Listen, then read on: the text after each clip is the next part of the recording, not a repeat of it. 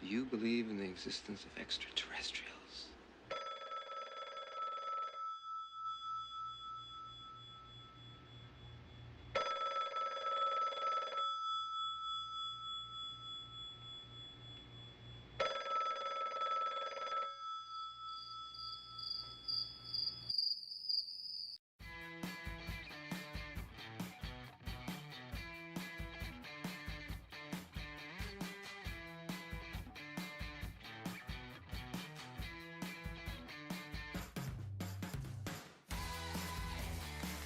Good morning, good evening, or good afternoon, depending on where and when you're watching this broadcast. I'm Thomas Fessler, my friends, and this is Disclosure Tonight. Happy Saturday, April 12th. Welcome to our show. Welcome to our UK show, my friend. Yes, this is the day of the week that we take our production time from 6 p.m. usually Pacific time and turn it back to 2 p.m. Pacific. So our friends in the UK can watch us at 10 p.m. for a nice evening show of Disclosure Tonight. How about that? Wow. Let's go ahead. We've got a lot of things to talk about today. Yes, we've got a new UFO news roundup. It's always hard to put as many stories as we're going to cover in the show on the title card, but you know what? That's why we call it a roundup. Kind of what we usually do. It's a smorgasbord, we'll call it, of stories for us to go ahead and talk about today. On that note, before I jump ahead of myself, let me go ahead and welcome in our chat. Let's see who the heck we have out there. All right, remember, my friends, this show is live for a good reason.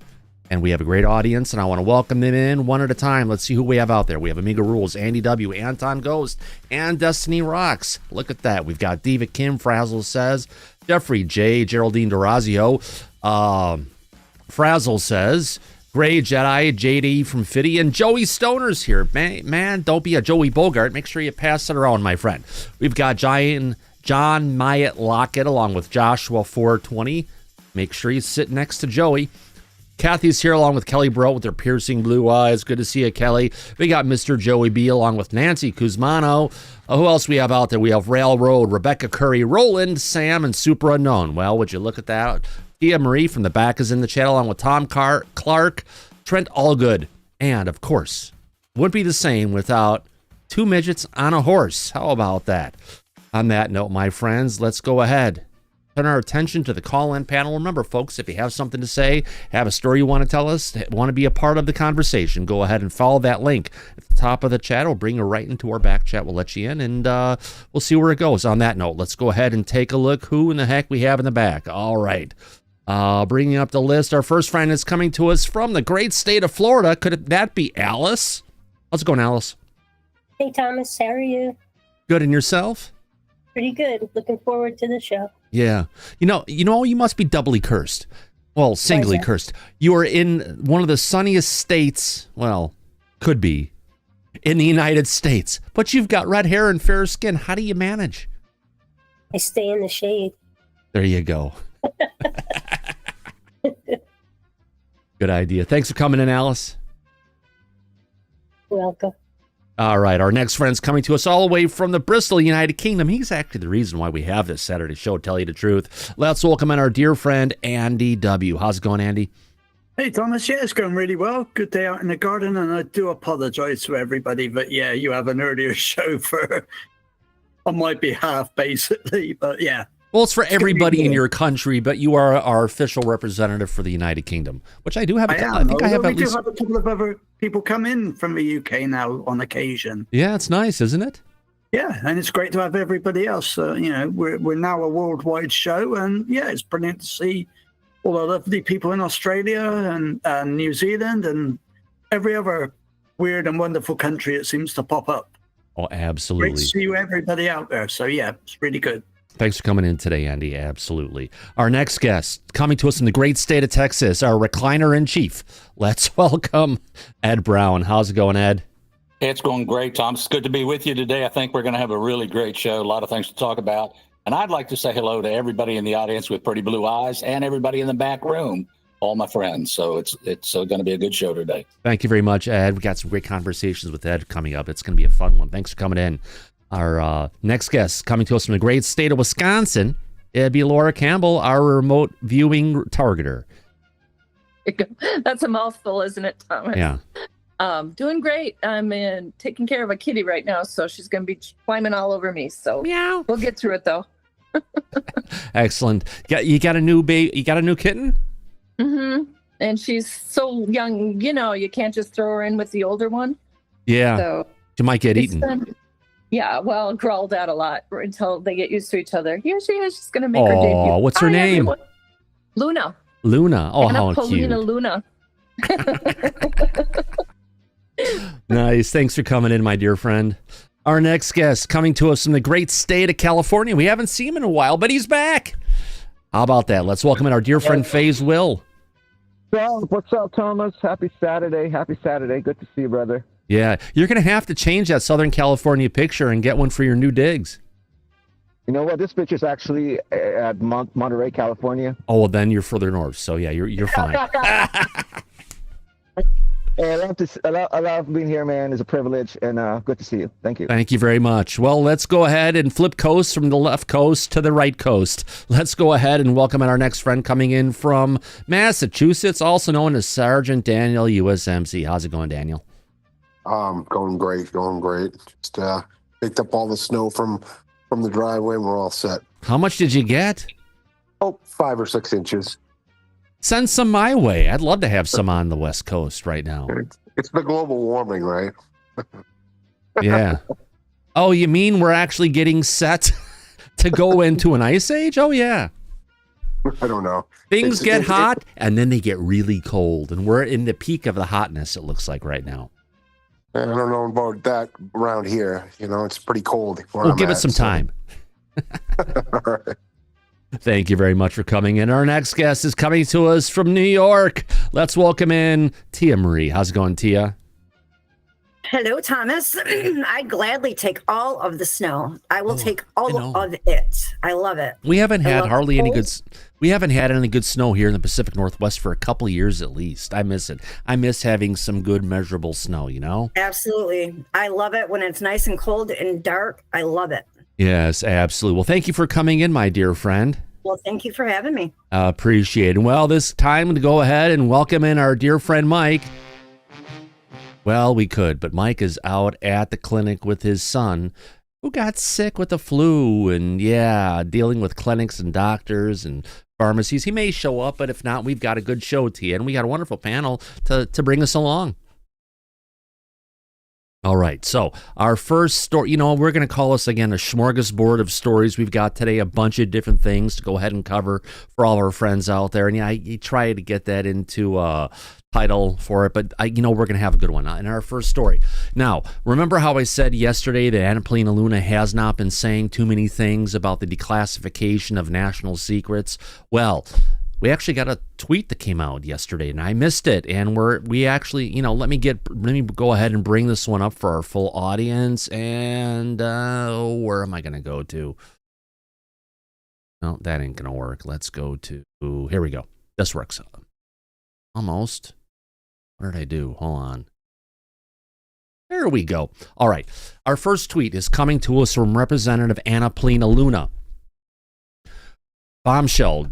DNI Gabbard, who is the Director of National Intelligence, Tulsi Gabbard. The reason Tulsi is important is that Tulsi had brought out about wanting to bring forward the truth of UFOs in her opening statement that she had when she was being confirmed, as contentious as it was when she was being confirmed in the Senate for her position as Director of National Intelligence.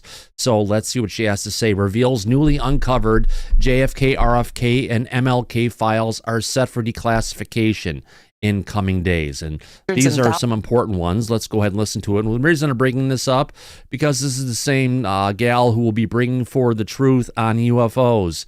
And I think she's important to go ahead and listen to. Let's go ahead and see what Tulsi Gabbard has to say about some documents that have been hidden away, locked away out of everyone's sight, that haven't even been scanned in or digitized yet. So on that note, let me go ahead and play this, and here we go.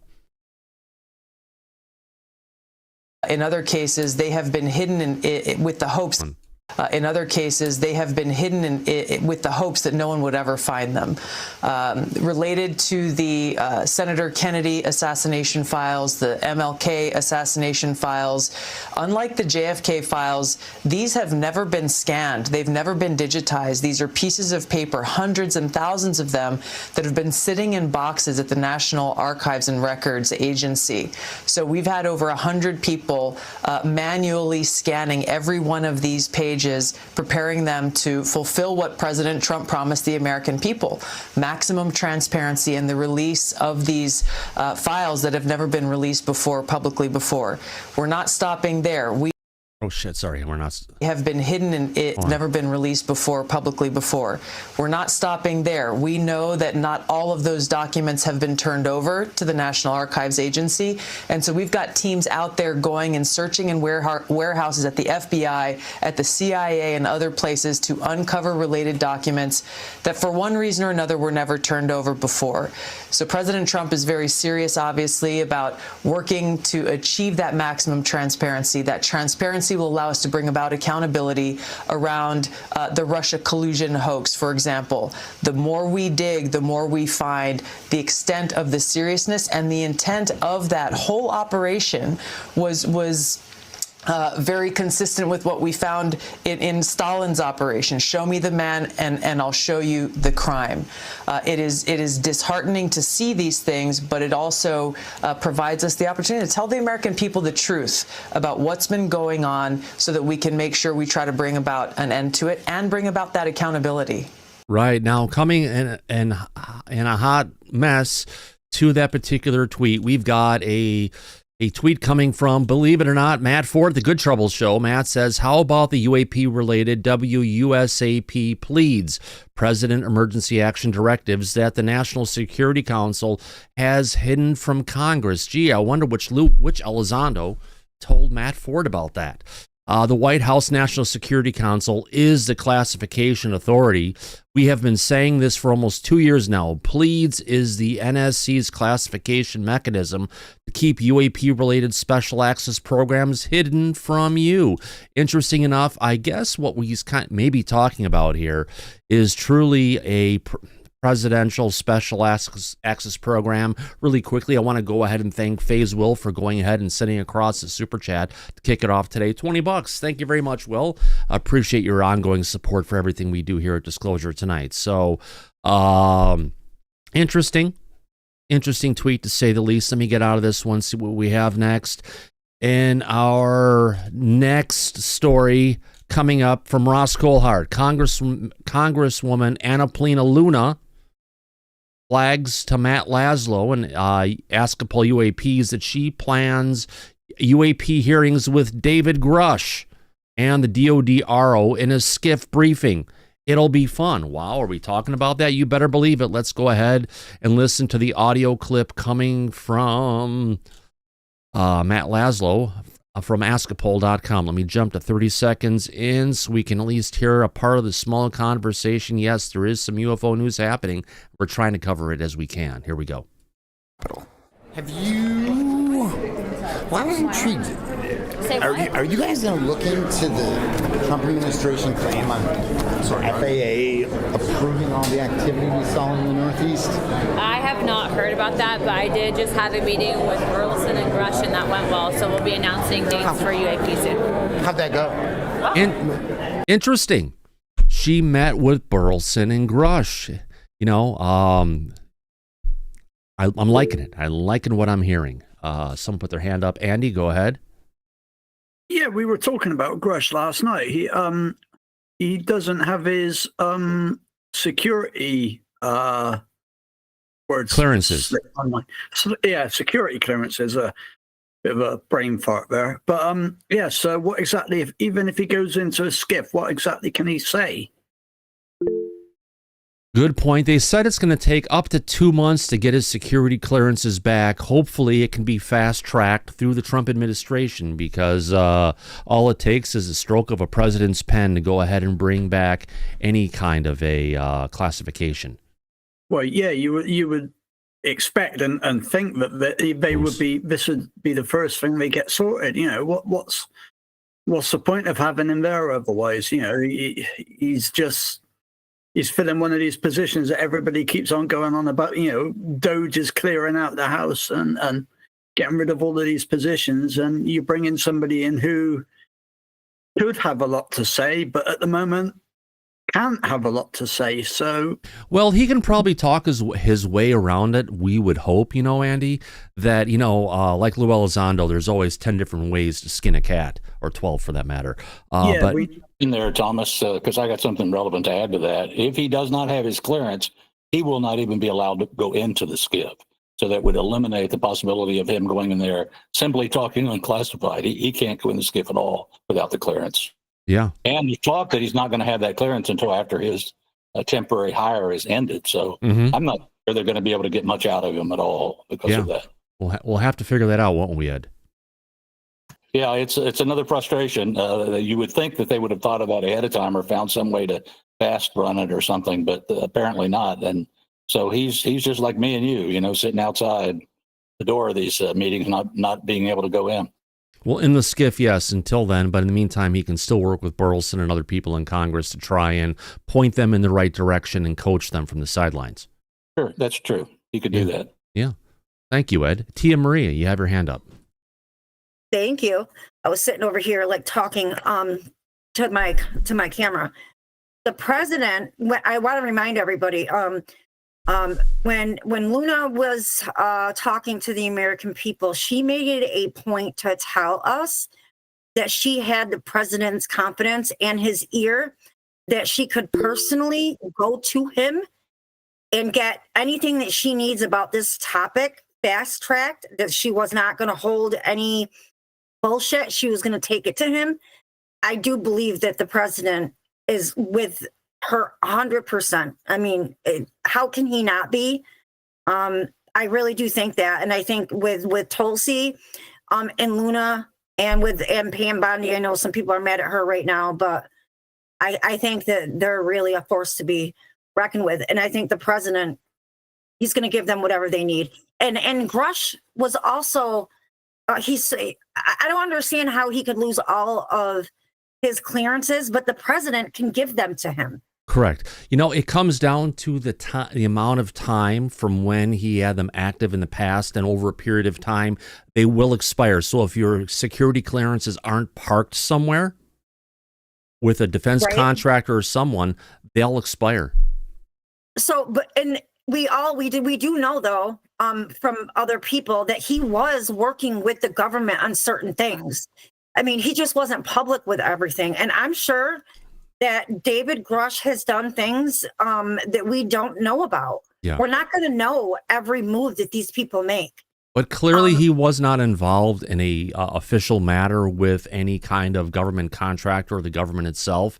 And because of that, his security clearances did lapse. Right. But he was working, I can't remember with whom it was, but I believe it was out. It was a program. I don't know. I know he had to have his security clearance for it. I don't know how long ago it was, but I just think that the president probably gave him back his clearances.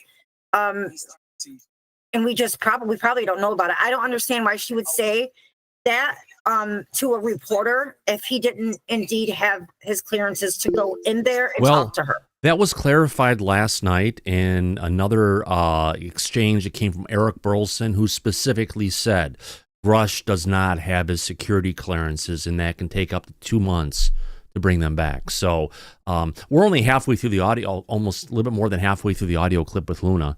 Ed, and we'll play the rest in a second. Ed? Well, I was just going to point out, too, there's we've gone over this before. There's levels of clearances, too. So there's secret and top secret, and then there's compartmentalized. So he could have a clearance, a basic clearance that a lot of people in the military have just by virtue of being in the military, but still not be reread into some of those super dark programs. So yes, it's a complicated issue. Bottom line, I think, regardless of the mechanics of it, we can say that he cannot get in there and talk about the things that he needs to talk about to those congresspersons. But he can point them in the right direction, right? Yes, absolutely. He can tell them who to go talk to. Yes.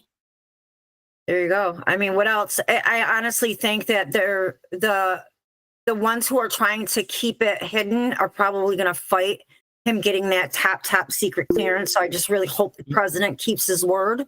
And we need to stay on that, make sure that he does keep his word to give him back what he needs. Well, Tia, I said he could go. He could recommend those people. Go see these people. They have your answers, but that doesn't mean that they're going to talk.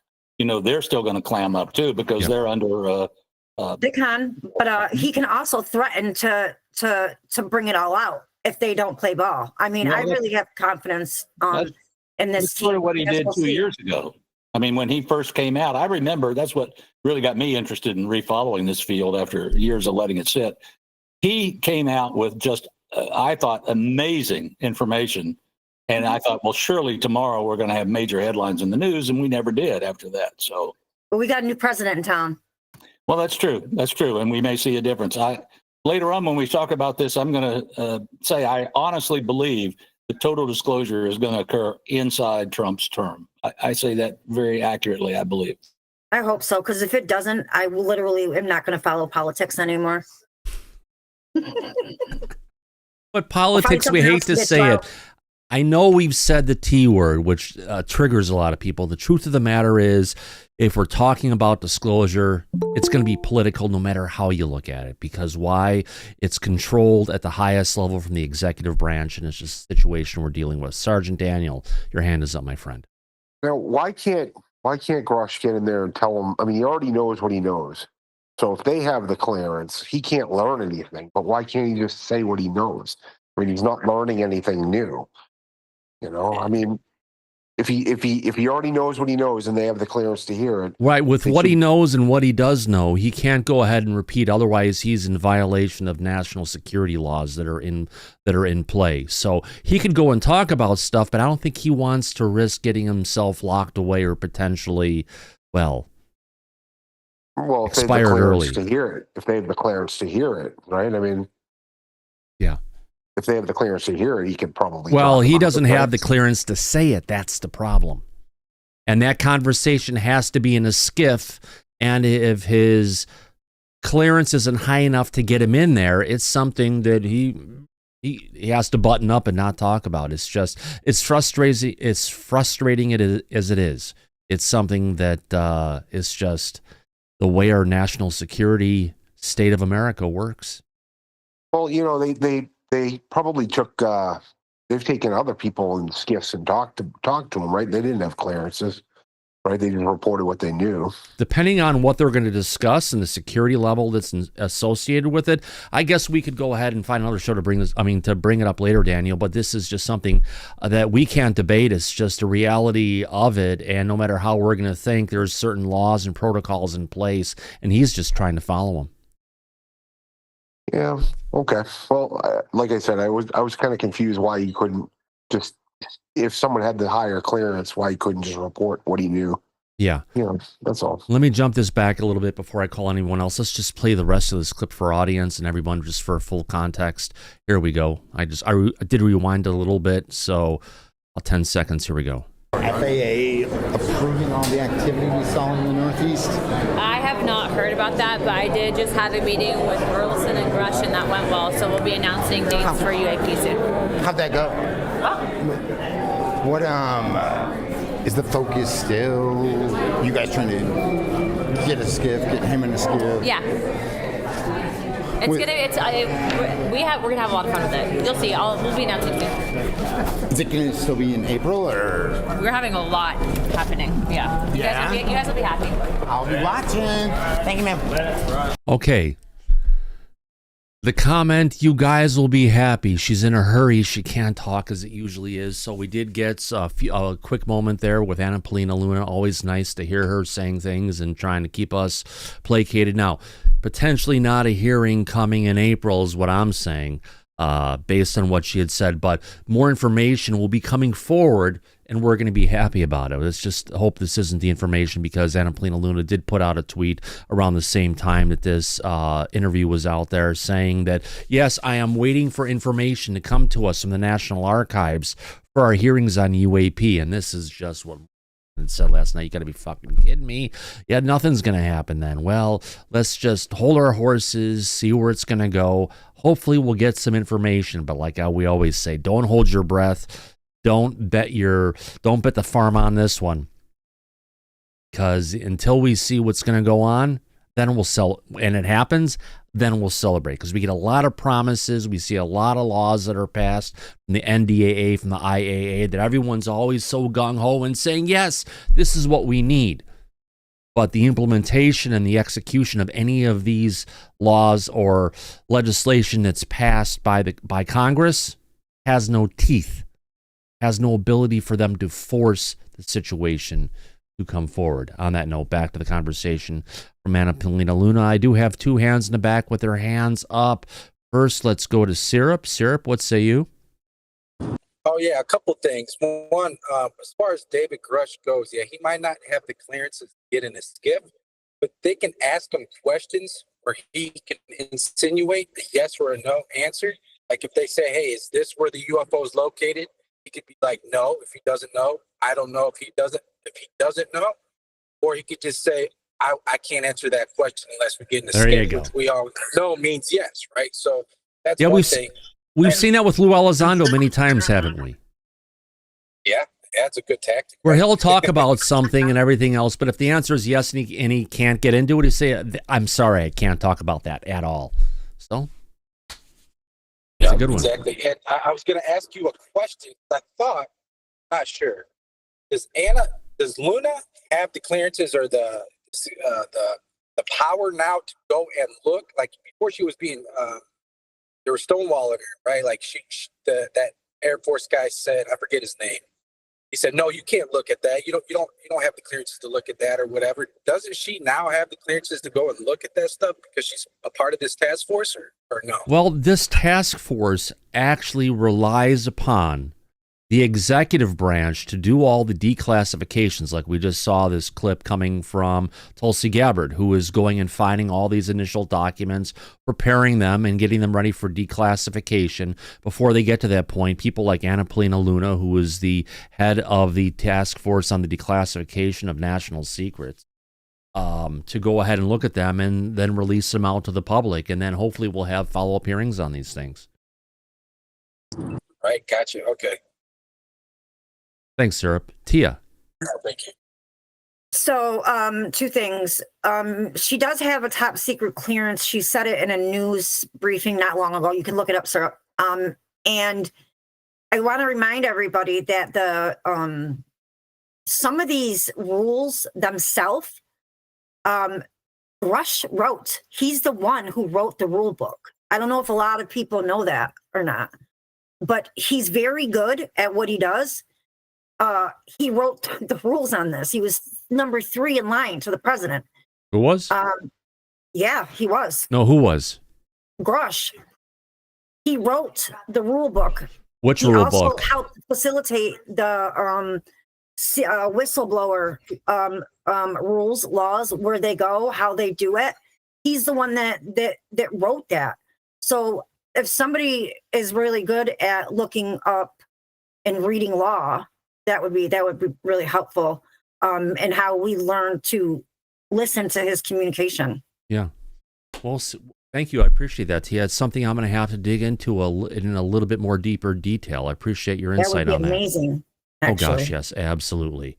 All right, and our next story, this is just a news story, but it's something we talked about on, I believe, our last show about the United Kingdom. This is a little off of the path of UFOs, but it's into our friends in the United Kingdom. Let me go ahead and bring this one up. Here we go. All right, so last week, I believe it was, or the week before, we talked about the UK shutting down their last steel plant.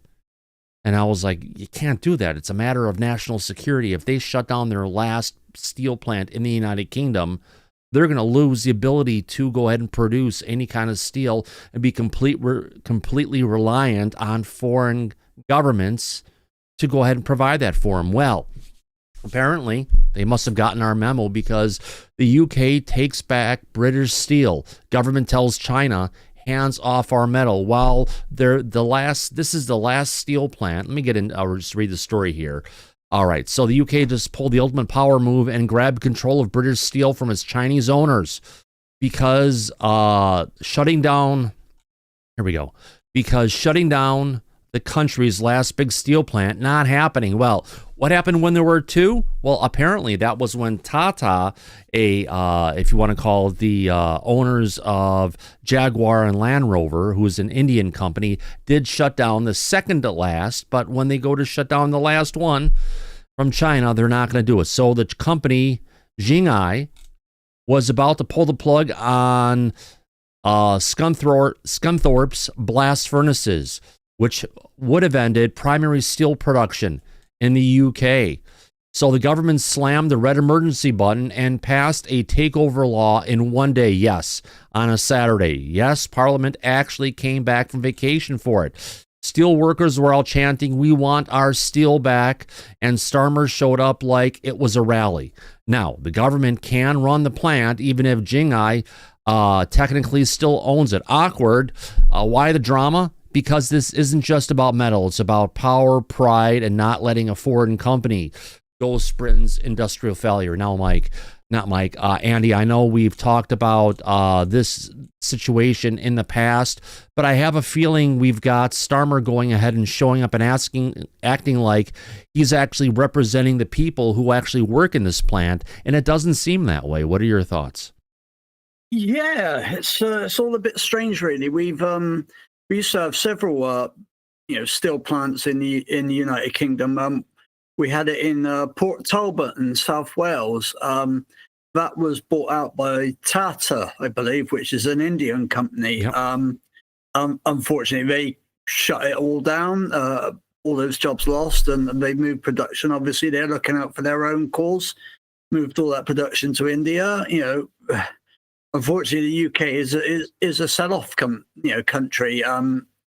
It's sell to the highest bidder almost. It's very, very for shareholder driven. A lot of these big businesses and a lot of our services now. So I don't really know why Starmer's actually done this. It's good. I'm not saying for our national security. Yeah. The fact that we're now relying on seems to be almost every other country to produce our steel. We can come to America. We can rely on America to produce decent quality steel for if we need to build warships and things. But if you're gonna have a country, like say, we'll say China, producing steel for, you want high quality armored steel, are they going to produce high quality armored steel for us? I don't think so. You're going to produce the poorest quality you can produce and sell. Mm-hmm. To give you one-upmanship. What are you going to do? You're going to produce a high quality steel to sell to your enemy, which would be us. If they see us as enemies. But if you're involved in a war, you don't want your opponent to have good quality steel. You want them to have barely passable steel. As soon as you hit a warship or whatever, it breaks in two. Mm-hmm. I've not really been following this today because I've been busy doing other things. But I hope they take it.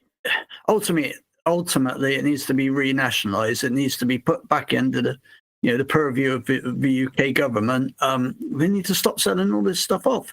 And I really, really like, I know using the T word to a lot of people in chat, a lot of our viewers is a bit of a no-no, but, at least for you Americans, he is looking out for you people, above all. And unfortunately, I think, the global world isn't what it once was. There's so many political divides. We do need to sort of take on almost a nationalistic slant towards a lot of stuff. Well, the whole globalistic kind of a push towards production of products, production of raw materials, et cetera, that we need for buildings, things, is kind of falling down, thank God, because all it does is set up countries to go ahead and rely on other ones to go ahead and produce all their products when a lot of this stuff should be made in our own countries. So I'm going to follow that up before, what we've had, a few years ago with a certain thing that shall not be mentioned on this on YouTube anymore, which everybody lived through. Oh, COVID, we all remember it. Many countries weren't able to rely on their own production from their own countries. They had to rely on other countries. And what happened there? Those countries who had the production capability looked after their own Run first. with this for a second, Andy. I need to let the dog out. Go ahead. Go on. Yeah. So it kind of shows that, globalism doesn't work, I'm afraid. It's great for everybody traveling around the world to see everybody else, but actually when it comes to trade, you need to be able to produce your own stuff. We've got penicillin. I know America's had to buy penicillin from China. If you can't produce your own penicillin, you're at somebody else's behest. So basically, and Tia, got your hand up. We got you. Yeah. I was gonna say, I think it's amazing that this is happening. I think that the way this is happening, I could never have seen it even, a week ago. I think it's amazing. I think that people are starting to remember who they are and start being proud that we are Western countries. And we need to be proud of who we are. I also think that it's the way that they're taking the steel, the plants and the raw minerals. It does make me a little nervous. I'm not going to lie, how strategically it was done. I mean, it looked like a chess move. Mm-hmm. And I think that we're all here for it. And I think that Starmer is coming around and realizing the kind of shit that he stepped into, and he's trying to realign your country, which I think is amazing. So hopefully, you guys can get him to go wherever you want him to go, but I think you guys are good for this. Exactly. Go ahead, Andy. Yeah, I think very quickly. Yeah, it's a start. It's by no means, they should stop here. Here in the UK, with our gas, not gas as in you guys with your fuel for your cars, but our gas suppliers, our energy suppliers. If you don't like your energy supplier, you can move. Our water suppliers are for the areas. So if my local water supplier isn't very good, there's nowhere else I can go. So it's kind of, it works like the same way as what's happening with things like this still. You can only go to one place. You can't decide on, we want we do a deal with America, with you guys for steel or whatever have you, and everybody's happy. I'm sure you guys will want something in return. As long as we're happy with that, then it works. But where you get countries taking over and basically saying, no, you only do this, and I can understand why, the tariffs are all happening. It's going to be interesting. Well, the tariffs have been in play for the longest time. It's getting them down is the key at this point. Let's get away from politics if we can. Get back to a little bit more talking about UFOs. In our next clip we've got coming up here, Neanderthal brings a good post saying Ross Coulthart suspects Israel has a UFO reverse engineering program. Let's go ahead and get this clip up here from his conversation on News Nation. Go ahead, since we have this going on here, let me jump in right into the tweet exactly, make it a little bit larger. But I also need to go ahead and make sure, because this is coming from a News Nation's program, I need to put up the fair use ferry. Here we go. Let's go ahead and play this clip. I don't know if it's Elon, but there are certainly private aerospace companies, and I know their names. This is the frustrating thing. I know their names. I know the principals involved, the executives who direct it. I even know some of the government officials who are involved in the coordination. And so does the Congress. They've been given these names by witnesses. Let's look at the program. And so, if everyone knows the names, and Ross knows them, and he is a reporter, why in the hell is he acting as a gatekeeper for information. This is just one thing that just strikes me wrong. If you're a reporter, you're an investigative reporter, and you're finding out information, give us your investigation. Pass on the truth. Andy, what say you? Yeah, I'm just going to caveat that with, don't forget the large, this massive UFO that they had to build a building over on top of. Again, it's with Ross, I know the names of these places, but yeah, I've now become a gatekeeper. I'm sorry. I'm losing my patience with Ross to it. Yeah, I hear you completely. So let's continue on with this, Andy. Here we go. The United States. And one of the reasons they're so secretive about it is because the Russians and the Chinese have exactly the same program. And as David Grusch told me in his interview nearly 2 years ago, David referred to the fact that there is a Cold War going on. There is a fight between adversary nations, Russia, China, and the United States, and I suspect nobody's saying this publicly yet, but I'll say it, Israel. I suspect that these countries are all involved in a battle to secure the knowledge behind retrieved non-human technology. And the great tragedy is, if they were more open and shared it with the world, and if we went through the kind of... Yes, Ross, if you'd be more open and share it with the world, the information you have, maybe we could move this forward. Ed Brown. Well, just a quickie on this. I've listened to that interview, and there was one place in there where he explained why he doesn't do that, that he will not release information that he knows a country is trying to keep secret, i.e. the United States, for national security reasons. What he's doing is trying to encourage them to release that information. But he purposely talks vague about a lot of stuff, and it's just that if you're doing it and you know it, when have you ever heard, it's... Watergate would never have happened if the reporters who collected the information, Ed, didn't bring out the truth, right? Well, that's true, but we can compare Watergate, but look at the number of people whose lives were completely turned over with Watergate. And I think what Ross is saying is there are, for example, whistleblowers that he could name right now, but he won't name them because it would personally hurt them to be outed. So I use a little bit of judgment in there in what he will talk about and won't talk about. Yeah, he can make his statements. Doesn't mean we all have to agree to it, but it's just frustrating. But we've got Ross Coulthart, who's a great investigative reporter, who is another gatekeeper for information, unfortunately. Let's go ahead. It's kind of like Skywatcher is saying the same thing. If we're going ahead and recording things, we're making observations, and it's a matter of national security that we're going to go ahead and not bring the information out, which is... A matter of national security is when you're bound to the oath of national security. If you're not bound to the oath and you're a reporter, you're able to go ahead and, unlike anyone else, you're able to bring that information forward. But he just doesn't. True. That's true. But again, I've heard other people say this too. I've heard Danny Sheehan say, I don't ever want a clearance because you don't get in trouble for talking about things that you're not briefed on.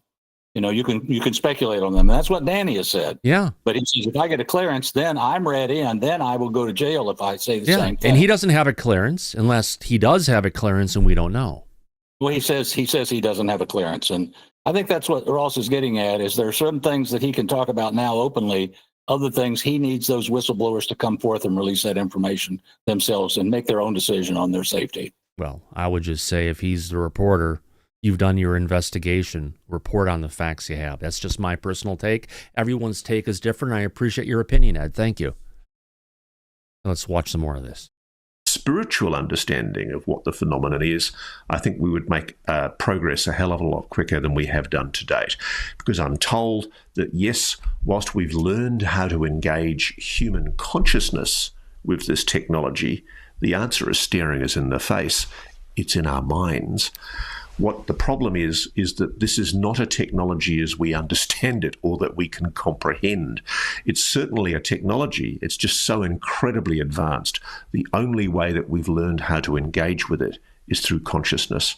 And the idea of actually constructing it or having the material science abilities to build it is at the moment, I'm told, beyond us. Yes, we've been able to replicate certain technologies from it, and I think the Michael Herrera account of an alien reproduction vehicle that was clearly human constructed is something that people should all be taking a very close look at.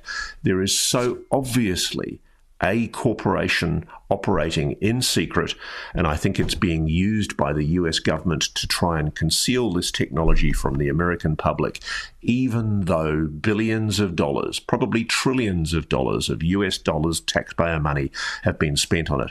I just think it's utterly immoral and appalling that this isn't being revealed to the public, and it should be, and hopefully it soon will.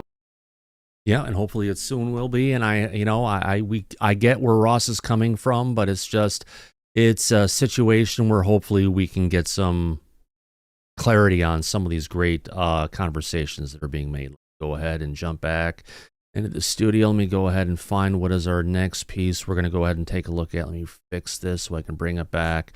Get out of this post, and we got another story. All right, and our next story about, yes, Ross Coulthard again. Let's get into it. Ross Coulthard says the interview that Harold Malgrim did with Jesse Michaels right before he passed away will explore the UFO connection to the JFK assassination. So let's go ahead and let's watch this little clip from the Need to Know podcast, which we do have the ability to go ahead and show on Disclosure tonight. Let me go ahead and bring this up and move our logo out of the way here. Let's go ahead and hit play. Here we go, buddy.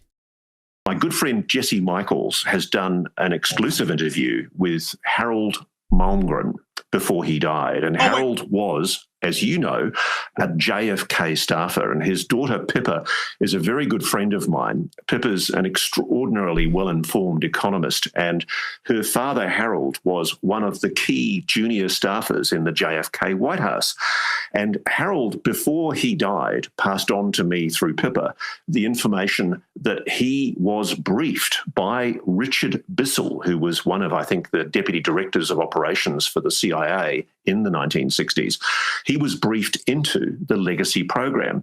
And the reason why he was briefed into the Legacy program was because of an accidental downing of an alien spacecraft during the Kennedy administration, during the testing of a thermonuclear device called Bluegill in the Pacific during, I think, the 1960s.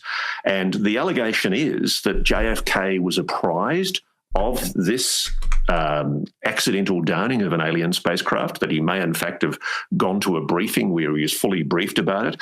And indeed, some of the documents that have been obtained by an Australian friend of mine, Jeff Cruikshank, who's a former intelligence operative who has taken a close interest in this matter, would suggest very strongly that there might in fact be a UFO link with the JFK assassination. And that's what Jesse Michaels explores with Harold Malmgren in an interview that I'm hoping will come out fairly soon. God bless him, Harold died in February, and literally within days of his interview with Jesse, it was an act of raw courage for him in his declining days to agree to speak to Jesse. And I'm very, very excited to see what he comes up with. And I really do commend to everyone to take a really close interest in what I think will be a major interview. Yeah, no, we do have a clip of that we'll be bringing up on the show shortly, my friends. So on that note, let's go ahead and see what else we have to go and bring up. You know, the whole thing, the whole link between Kennedy and his potential assassination because of what took place and what he was trying to bring forward for UFO disclosure. It's a double-edged sword, and I can't wait to see where it's going to go now. All right, we've got that one. We'll get to that one. All right. This is an interesting piece that's come out there. It's come to my attention. I know we've talked about the different mummies and stuff that are down in Peru. You know, there's a new website that's out there where there's more information about the Tridactyls, that it's out there. And it's even also been covered by Pavel Abera over at Psychoactivio. He's got a great podcast on YouTube. Let me go ahead and play a small clip about the update that's out there on their website. So let's see what Pavel has to say on that. Let me get into this. Here we go. Let's go ahead and play the short clip from his podcast. Here we go. And then Joyce reported the following, which is the most important part of this is right here. It says, breaking news. The Peruvian Ministry of Culture delivered copies of the CT scans of the Nazca mummies it ordered at the Peruvian Social Health Security Hospital, Salud, in Ica. This information was public and was intended to be kept hidden under false pretexts by some corrupt officials. This is a grave accusation. The Transparency Tribunal of the Peruvian Ministry of Justice and Human Rights ordered them to release the reports, marking a milestone. This is huge. Huge is an understatement. In this way, for the first time, CT scans of the Tridactyl beings are certified by radiologists and experts from a Peruvian state entity for the first time ever. Now, any radiologist or expert will be able to compare data from our CT scans with the official ones. The time to officially recognize that these beings are authentic and of a species different from humans is near. You know, the whole Tridactyl story for me is very captivating. It's something that's, if you want to call it, gather the attention of a lot of people over at the beginning of it. I was more of a doubting Thomas than an accepting Thomas. And on that particular line, the more information that's come out, the more we've learned, the more that it's seeming that it is a real being, a real entity that was down in Peru to a certain age. And you know what? There's even been another... I got a tweet we'll be bringing up later on, actually a whole series of tweets talking about a new genome that actually has mated with potentially Neanderthals at a time that was around about 8 to 10,000 years ago when the Sahara was green. There's another life form that is, that doesn't have hardly any of our DNA associated with it. So time goes on. This is an interesting situation to say the least. Tia, your hand is up, my dear lady. What say you? I literally must have read your mind, because that's what I was going to say. I heard about it yesterday, that they're bringing the information out that they found mummies in the desert, and they're not human. Yeah. But they're humanoid, right? And that they've been hidden. So there's another thing that we learn, that these people that have literally taken over our reality and lied to us about so many things. So well, if it comes down to if it doesn't match the accepted documents, the accepted things that science and archaeology and what everybody has gone and accepted, Tia, if it doesn't match it, everyone tries to push it back and say, no, we can't go ahead and talk about that. Oh, we don't believe you on that. It's not part of our dialogue.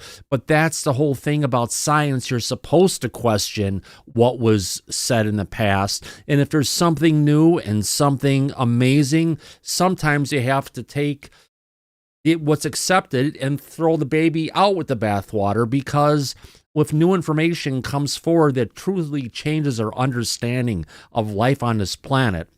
Why would we want to just disregard it? Is this like, our government's trying to say that there's no UFOs, there's no aliens, or is it goes in the same book to you?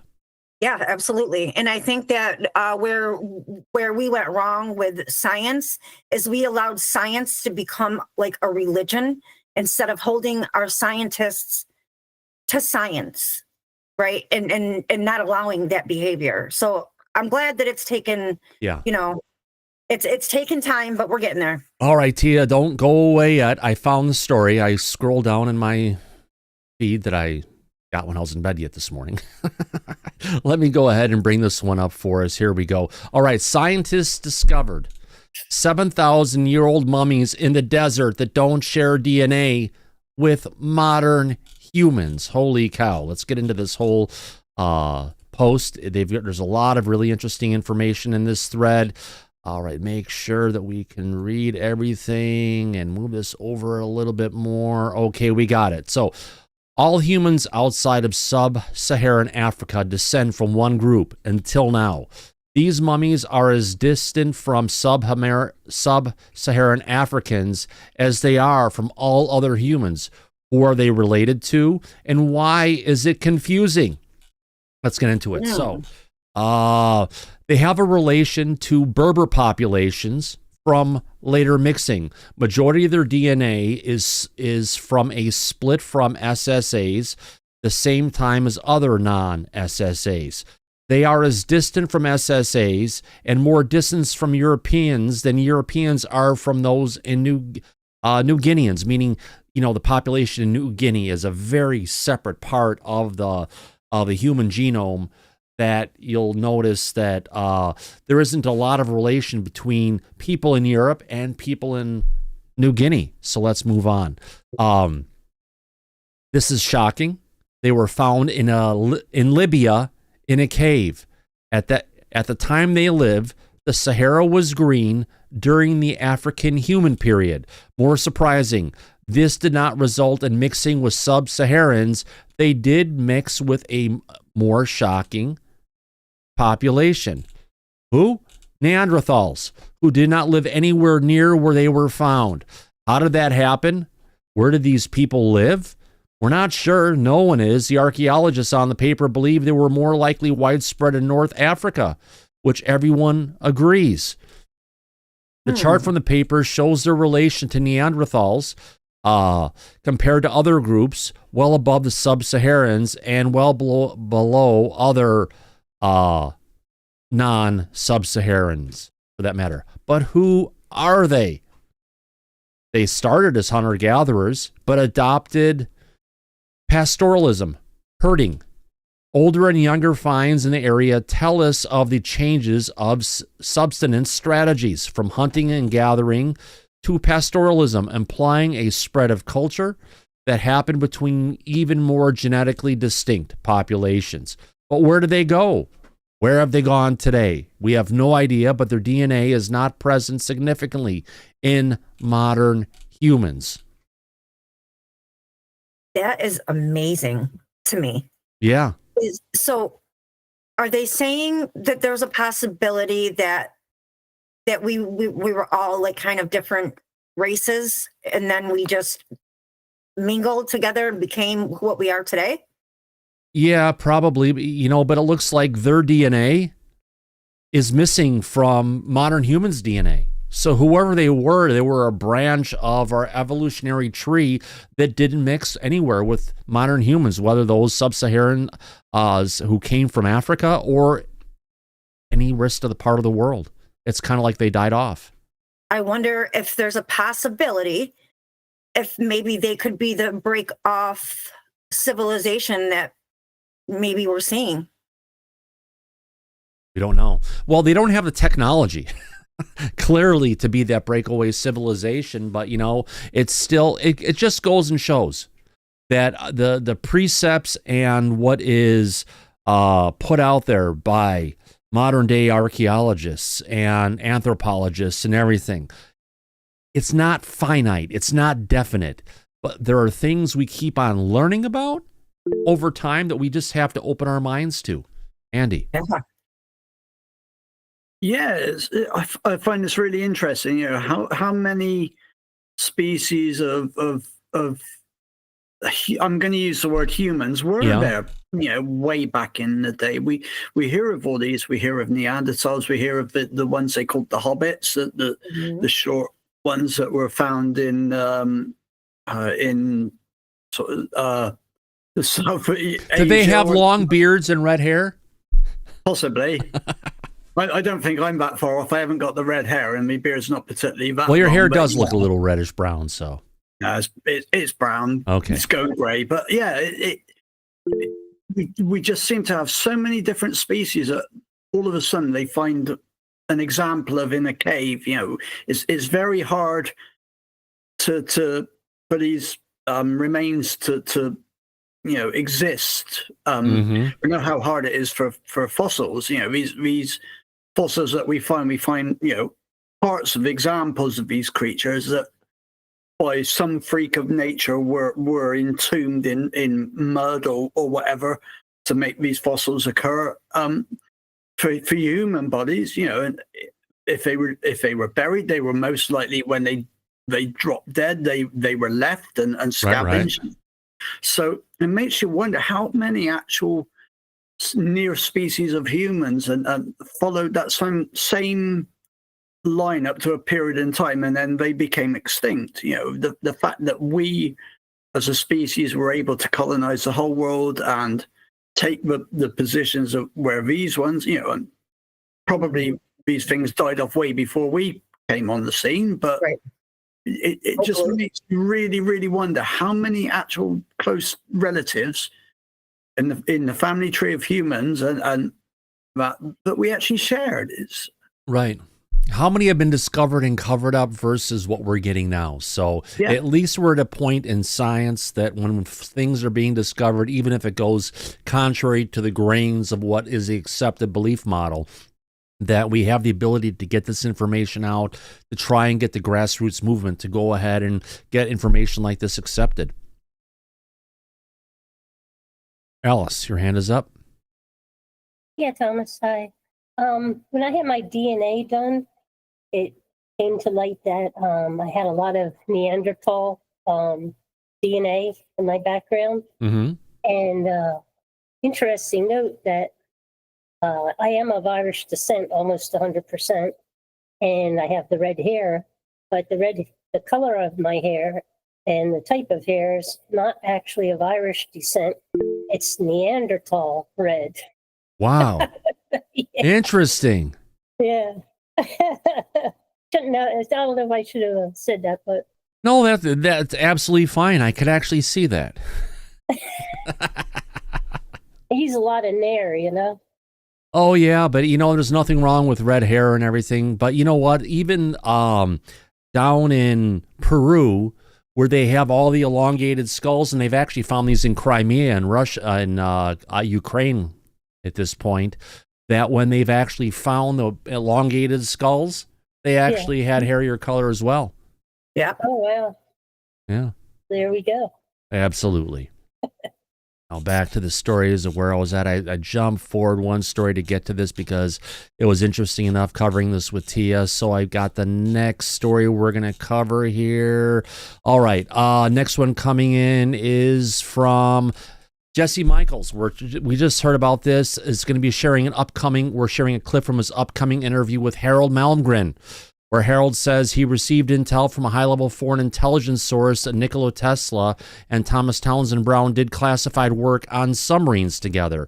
Interesting. Yes. So let's see what is in this short clip coming from Jesse Michaels' up-and-coming interview that I am really looking forward to it. Are you looking forward to it as well, Tia? Yes. Absolutely. Very much so. Yeah, here we go. I'm excited. Let's go ahead and play this short clip. Good enough. Here we go. I'm Harold Malmgren, and he's a presidential advisor for JFK, LBJ, Nixon, and Ford. And he has come out, he's been tweeting a bunch about things that he learned in that capacity. And getting briefed by Richard Bissell, who is the... This is the interview with... Not the interview I thought it was. I've got one here of Malmgren. But this is the interview coming from, with Stephen Greer, DC Muscle Wolf himself. Let's continue. Here we go. Capacity. And getting briefed by Richard Bissell, who is the deputy director of the CIA, who basically founded Area 51 on quote-unquote other world technologies. Yes. He said that a contact of his, a high-level intel contact of his from abroad, talked to him about classified work that Tesla and Townsend Brown did on submarines together. Yes. You have uncovered collaboration between Nikola Tesla and Thomas Townsend Brown. Yeah, but I said to you informally, I did not get that from any U.S. source. What source did you get it from? Foreign intelligence. Do you think it is a good source? Do you think it's real? No reason. Why would somebody tell me that? I'm Harold Malmgren, and he's a presidential advisor for JFK. So, little clip coming from his interview coming up with Harold Malmgren. Looking forward to it. He's someone who could how do I say this? We've had all these whistleblowers. We've always talked about people who have the great knowledge that's out there, that were involved with this back 20, 30, 40 years ago, 50 years ago. for situations that before they die, they come and they make this deathbed confession, which it sounds like they did with Jesse Michaels, because he died a short amount of time after making this. You could even see when he was talking, he's having a hard time verbalizing his words. He's completely as sharp as a tack. But I am really looking forward to this interview to see what kind of details Harold is willing to spill out of his knowledge. I can't wait. I can't wait to see it. I think it's going to be amazing, especially for people that are well versed in this subject. So I can't wait for what you think. Oh, same here. I'm looking forward to it. It's something that's very exciting, and I don't get too excited about too many interviews coming out. Just like, yeah, Mocha, you did not get excited about Steve Greer, did you, girl? No, not at all. Yes, I agree. All right, so let's go ahead and move on to our next story here. Actually, Andy, your hand was up. Go ahead, my friend. Yeah, I'm just hoping, in this interview that Harold knew he was close to the end, and all bets were off, and he actually tells us something. Yeah. We hear of his deathbed confessions. Time will tell when this interview finally breaks, I guess. Yeah. Hopefully within the next weeks. Fingers crossed, my friend. Yep. All right. Thank you very much, Andy. I appreciate that. Now, getting on to our next story, let's get along. And hopefully everyone out there in the audience is appreciating the smorgasbord of stories we've got. I've got Cash, my Twitter feed. Yeah, Twitter seems to be the best and most reliable place to cover a lot of things, and I have a great feed of a lot of people that I follow. All right, so let's get into our next message, our next tweet coming from Neanderthal again. Great person. He's worth following on Twitter for that matter. Let's see what kind of work that he's done over here. Where is it at? All right, here we go. James Hodgkins is a member of the Skywatcher team and describes a UFO encounter he had with his family during the drone flap. My wife is like, okay, so let's go ahead. And he is I believe, one of the summoners. He is or someone who does the psychic. He's a psi guy, for that matter. Interesting. Psionics, yes, he is, but he's a straight man, not a gay man, but you never know. It takes, well, let's go ahead and watch this clip and see where it takes us, everybody. All right. Yeah, so I live in New England. While New Jersey was having that major drone flap, we were also having that here along the further up on the New England coast. And the vibe was very different. Like, it didn't feel like one thing. Like, I've done contact events, in various places, and a lot of those contact events, like, it almost engenders like this real introspective, like, philosophical feeling, like contemplating the mysteries of the universe with your friends. It felt different up here during that time period. I think it was from like November to January, when New Jersey and everywhere else were having all the drones. And so I went out with my wife and kids, and they wanted to see the drones, and we saw a few of them in the distance. And my wife was like, "Do you think you can get one to show up?" And I was like, "Yeah, let's try it as a family."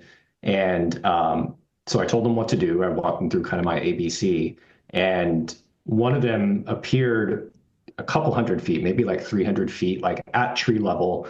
And it was startling. It's the first time I've ever been like, oh my God, it was so close. Yeah. And it didn't have that like introspective, etheric quality to it. It felt very different. And I, like others have said in the news, like this isn't one thing. It's a little bit of, perhaps foreign adversary, perhaps US technology, but there's a third bit there that seems to be something different that did not feel like any of my other contact experiences. Interesting. So contact experience with the wife and kids, tells a kid and the wife how to do this, and all of a sudden, boom, they appear. Maybe not the smartest thing to go ahead and have your family members around when you're doing this, especially your kids, because some of these things, as Laura's brought up before, can make an attachment to you, whether you like it or not. So we're not being judgmental on this one. We're just saying sometimes you should be more careful about what you're going to be exposing your family to, because sometimes when you go ahead and make an attachment to something, it is impossible to cut the strings. I also want to go ahead and just really quickly thanks Anonymous Rex for that wonderful super chat. He's a regular supporter here on Disclosure tonight, along with Mr. Grimlock. Thank you very much, Mr. Absolutely. Thank you very much, my friend. All right, so let me see what I've got getting in here next. I've got some more tweets for us to get to. We've seen that one, Yeah, so we don't know. We just heard that one. We've covered that. All right, so on our next clip coming from News Nation, it looks like Ross Coulthart reveals that the psionic asset that summoned orbs at the ENA Explorers Club gathering at Elysian was Jordan Jossack from the Skywatcher team. So we've heard about the Elysian compound where there were all these UFOs, and Ross told about how they came in front of these beautiful guys who were naked in the hot tubs or in the hot springs and everything to that extent. And it was brought in from a person, yes, from Skywatcher. So let's go ahead and play this short clip from Ross's interview over at Reality Check. Let's get into this and throw up the fair use, and let's watch it and see where it takes us. I know Jordan and James, who are two of the psionics working with Skywatcher, and they're very good people. And I've seen Jordan's abilities particularly up close at Esalen. It was Jordan who was involved in the summoning that I witnessed at Esalen on the west coast near San Francisco. And I saw him psionically, how does one say this, engage with the phenomenon. And as he was telling me, we were going to see a blue orb that night, and eventually a blue orb did arrive. But what I personally saw were two golden orbs coming closer and closer towards us and my camera. And it was cool. Tia, have we seen that video footage of Ross at Esalen? I don't think we have we? Of the golden orbs? No, I have never even knew of this. So no, we didn't. We didn't. Why we don't, again, reporter, big story, great facts. Yep. We're going to talk about it, but we're not going to bring it out. I just don't understand it. I don't understand what the hold is. I don't understand it. So I don't understand the smile, but that's okay. So it's, where is the Kool-Aid man? Apparently he's got it and we don't. Come on, bust through my wall, please, and say, oh, yeah. I want to know. I want to learn. You know, I want to go out and meet golden orbs. Better than meeting golden showers, but I actually do have golden orbs that do fly in front of my house on a regular basis, and you're welcome at any time, Tia. But yeah, let's listen to the rest of this one. Here we go. I don't know if I can explain it. I certainly am convinced that there is some kind of ability of human consciousness to engage with the phenomenon. I know Jordan and right, an ability to engage with the phenomenon. It's almost like, how would we put this? Oh yeah, that Earth has been colonized, Tia, by a highly intelligent, non-human intelligence, and they've mucked with the planet, and we're the result of it. That's kind of where I think we're at right now. I think that's about right. Yeah. Absolutely. All right, let's bring up one infographic. So this is a graphic of reported UFO sightings from where's that again? From 1906 to 2014. It looks like there is a definite high interest of UFOs and a lot of sightings in the United States. We've got to be doing something to bring them all out, for that matter. Alice, your hand is up, my dear lady. Yeah, Thomas, I don't know if you could pull it up or not, but I sent you a email on 3/29 that was talking about the origin of man and how it relates to the Bible and everything. Yeah. And I have it here. I could read a little bit of it, or we could look at it another time. Yeah, let's look at it another time if we can. We're a little bit past that story at this point. Okay. But it's interesting, yes. And you know what? We've got a lot of interesting information from the Bible, but there's a lot of interesting from the Mahabharata and other things going back from ancient Hinduism that well outdates the Bible. So the Bible is a good book. Are you talking the Old Testament, my dear lady? Yes. Yeah. Sodom and Gomorrah. Oh, interesting.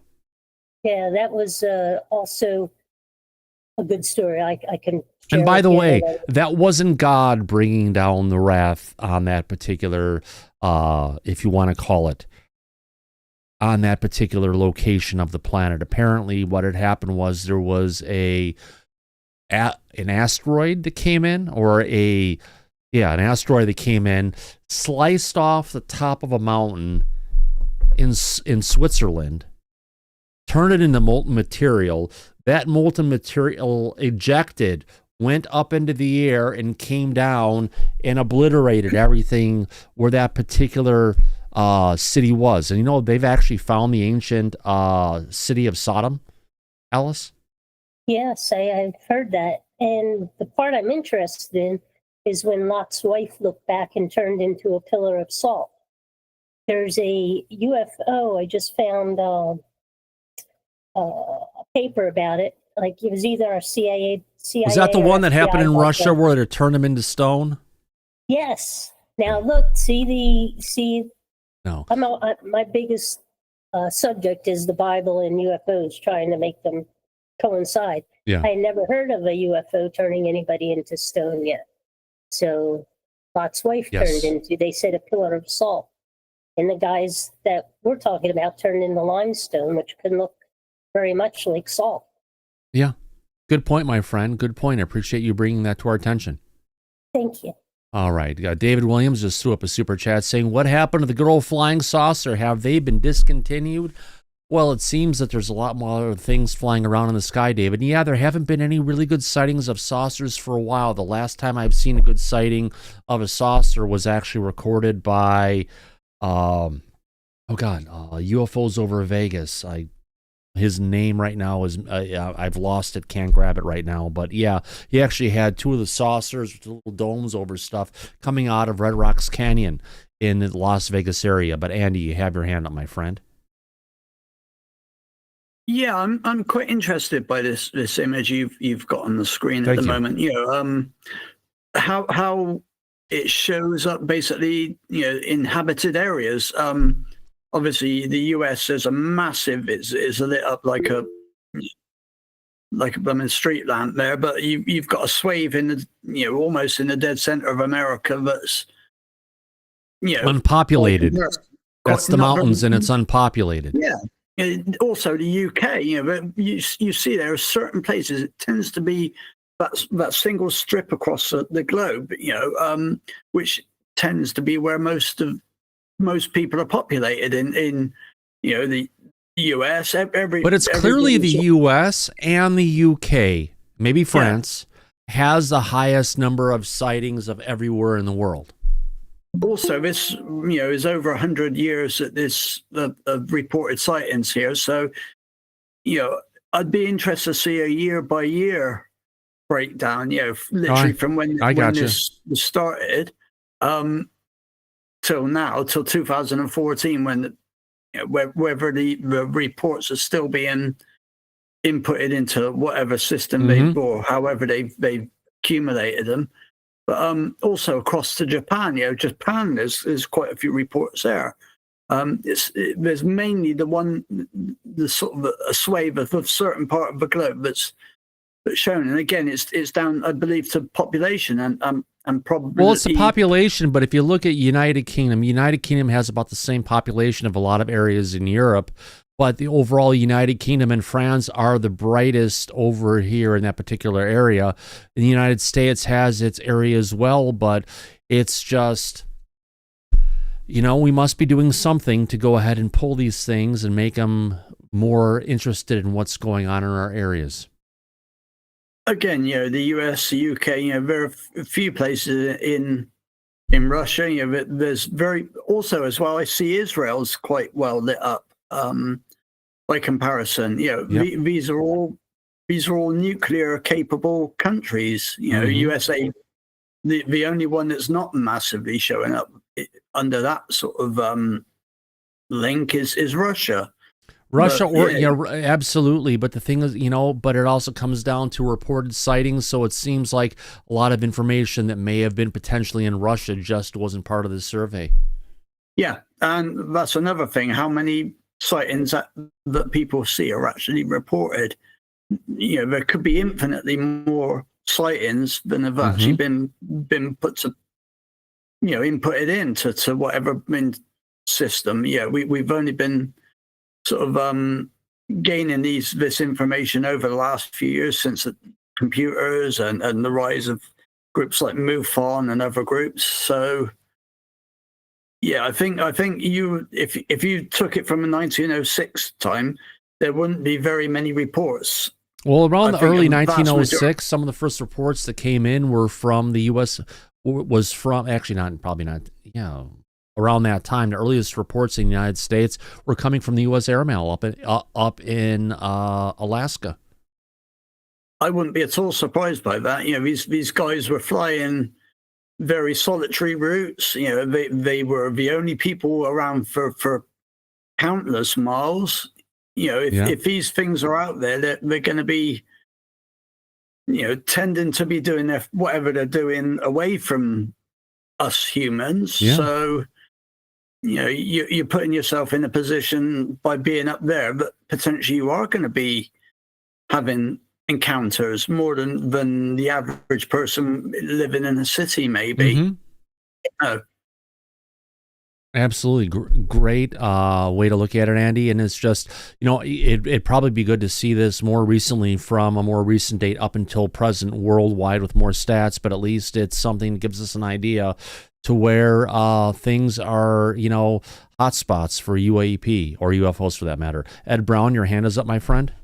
Yes, Thomas. I think a lot of what I was going to say, Andy has already said, kind of dribbled it out a piece at a time. But let me just kind of summarize what are my main takeaways from this. Key point, I think, is, as you pointed out and Andy talked about, these are reported sightings. They are not necessarily where the UAPs were seen. They're the ones that have been reported. And I could see in China and Russia them being very quiet about that because the people perhaps were afraid to bring that information forward. A couple other key points, too, is there are some countries where they may be seen, but they didn't have the photography or the reporting system or the internet or whatever, so they never got reported at all. So you got to take that with a grain of salt. That does not necessarily imply that there is a greater concentration of UFOs, UAPs in those areas. But as Andy pointed out, we've always known that there's a greater percentage or a greater number of reportings around military facilities, particularly nuclear facilities.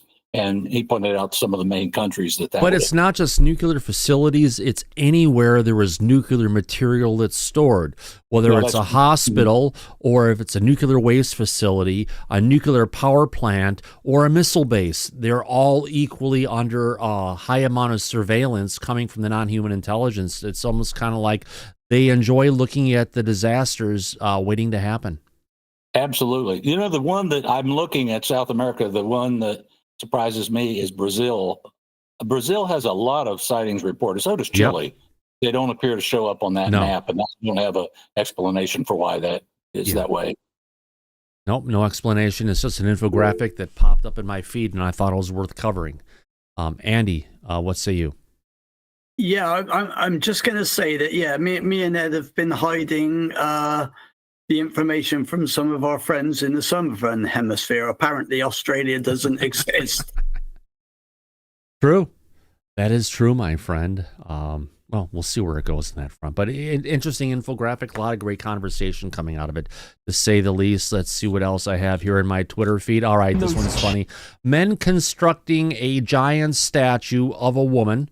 Not quite sure where it's at, but I think, well, this one's kind of funny. They have to go find their way in, and how are they going in? Cheeks. Oh, he's really oh my God. Turn off the audio. Yes. Yo. Where's the audio? I can't turn this thing off here. So I'm going to get a strike. Here we go. Yes. Look at that. He is putting his head. Oh my God. He's climbing up through the asshole.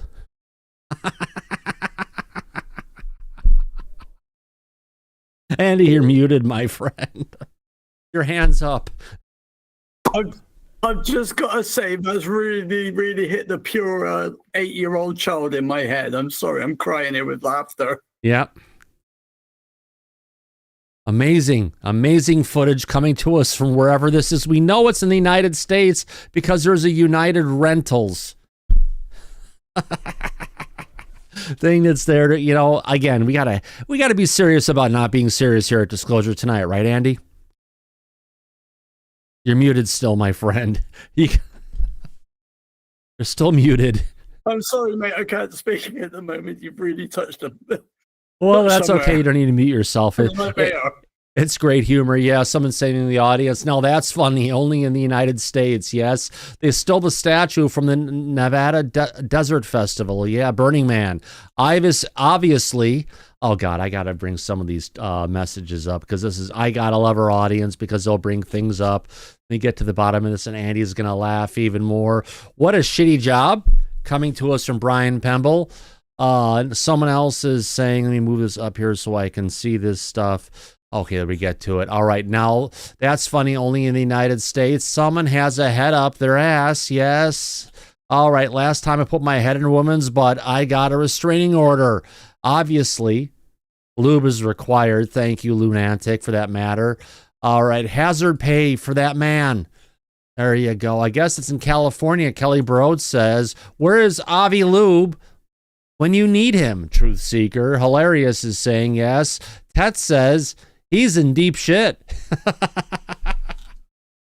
Oh, is that it? That's the end of it? Yes. All right. So a lot of great messages coming in from our people in our audience. Thank you very much. We love the freaking humor. Again, we're serious about not being serious here at Disclosure tonight, but my gosh, that is one serious job. There he goes one more time. There you go. He's made his way in. Okay, enough of humor for that matter. Let's what else we have here. Yeah, okay, that's that one. Let's get back into interview guest for a second. Glad to see you laugh, my friend. All right, this is an interesting story. New Jersey drones, now New Jersey damage. A mysterious object from the sky damages an auto body shop. Loud boom and fireball. But the object is missing. Where could it be? Let's go ahead and display this clip. Yes, I know. Christy, it's probably about a meteor that hit and everything. But you know what? Our eyes are on the sky. And on that matter, let's go ahead and watch this clip coming to us from New Jersey. Here we go. Actually pull in on this one. Here we go. Slide her down. Well, now audio up, we got it. Onto the mysterious object that fell from the sky and then damaged an auto repair shop in South Jersey. It left a hole in the roof at SNL Automotive. The shop's owner thinks the object may have come from space. Action News reporter Jessica Cartalia is live at the shop in Magnolia, where this is the talk of the town. Jess? Yeah, Christy, everybody's talking about this. So the owner of the automotive shop came in here. He said things felt a little bit chilly. Something didn't feel right. He walked all the way over here and then he looked up and you won't believe what he saw next. In the small town of Magnolia in South Jersey, there's a lot of talk about this. Around 2:30 Wednesday morning, residents were woken up by a loud boom. When Sebastian Leonardo arrived at his auto body shop in Atlantic Avenue later that morning, that's when I looked up and I saw the giant hole up there in the ceiling. When employees climbed up to look at the damage to the roof and ceiling, they saw where the unidentified object made impact. A sizable dent in a thick steel gauge box. Yeah, and so that's when I went to my cameras and I found all the videos and realized what had actually happened. It's like the giant flash outside and then the impact in here. Surveillance footage from cameras in and outside of SNL Automotive show the moment that something collided with the building. You eventually see like a giant fireball come through the ceiling and then everything come flying down the roof with it. Several doorbell cameras at homes around town captured video of the incident. Here's astronomer Derek Pitts of the Franklin Institute. There's a bright flash, there's a boom, there's a hole. And that's 3 out of 4 things. If we had one more thing like an item that we could identify as being extraterrestrial, then we might say it's something from space. It was really... Oh, what a fucking schmuck. I got to bring that up and just say that. You got to be kidding me. All the different evidence that's there and it's not enough for him? Come on. Really loud. Magnolia resident Denise Carreco says it was enough to wake her. Neighbors were on edge. The sky, the big bright light, and then the big bang. It was big. Girl, hold on a second. Back at SNL. Bright light, and then... Does anyone notice she hasn't taken her Christmas ornaments down yet and it's April 12th? The big bang. It was big. Back at SNL, they're hard at work today, but plan to spend the weekend combing through this debris and sharing their Big Bang Theory. It's like a once-in-a-lifetime thing, I imagine. Yeah, it is. And guys, this oh, here we go. is that debris that we're talking about. They have quite a bit to go through. Meanwhile, people keep hearing about the story and uploading more and more videos onto the Magnolia Facebook page. We're live tonight in Camden County. Jessica Cartalia, Channel 6 Action News. Channel 6. I love that we can always... Channel 6 Action News. How about that? Always love a good story and everything. Now, I do have, talk about a wonderful story here. I do have, let me get through this post here, and I know if I've got another story. We got that one. Okay, we're not going to cover that one. All right, if people haven't heard it, we've all heard about Trump's, I'll bring it up, tariffs of 125%, 145%, whatever it is. Tariffs against China. Smartphones, computers, video cards, motherboards, and other electronics has been removed from reciprocal tariffs. So, you know what? Everyone was worrying about, God, I need to go out and buy a computer. I need to go buy a new television set. Hold off. You don't have to do it yet, because those major consumer electronics that we all love so much that come from China are not going to be subjected to tariffs. Before I get too far in front of this, Michael, your hand is up. I missed you. Sorry, my friend. Yeah, I was going to comment that it may have been a meteorite that when it exploded, it incinerated and just proof is gone, which tends to happen when you have a from space object like that traveling that fast. Right, but it did make a hole in the roof, and it did go and dent significantly one of the structures they had. So maybe when it impacted in this, it broke into pieces. But I tell you, if they have the opportunity, Mike, to go ahead and sift through that material, they're probably going to find chunks of a bolite.